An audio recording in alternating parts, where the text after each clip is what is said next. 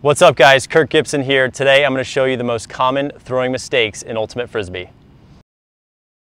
One of the more common throwing mistakes on the backhand is the air bounce. I know for those of you familiar with it, it's certainly a fun throw and it looks cool, but in a game time situation, this is generally a very bad idea. I've seen this happen so many times that somebody throws an air bounce on a wide open receiver, pops up over their head and ends up in a turnover. So this is what we do not want to see. Again, it's a cool looking throw, but that's not what we want to see. So instead of the air bounce, what we want to see is just a normal throw right through the center, pivoting out, throwing straight at the receiver with no bounce, coming right through and throwing it just like that right into the receiver's chest.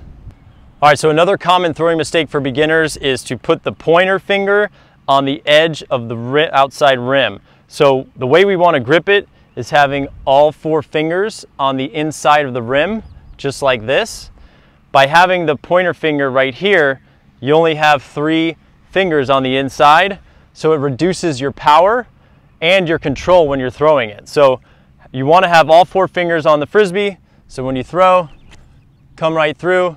If you have that pointer finger on, you're just gonna, it's less control and less power on your backhand. Okay, so another common throwing mistake is throwing the backhand because there's a bigger windup, is forgetting that you need a nice snap at the end of the throw. So when you're moving out for the backhand and coming out here, newer players will come through and just kind of open their hand and just kind of throw it.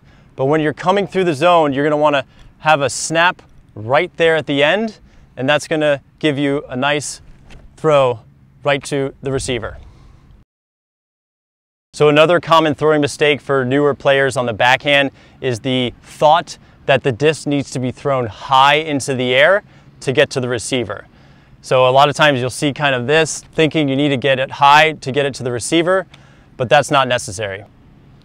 So the important thing to think about here is you want to think about throwing it directly to the receiver, have that wrist snap, so when you're throwing it, just like that, my hand is pointed straight at the receiver of where I'm throwing it. Thanks for watching guys, hope you can use these tips to help improve your game. Let me know in the comments if you guys have any questions or any other thoughts.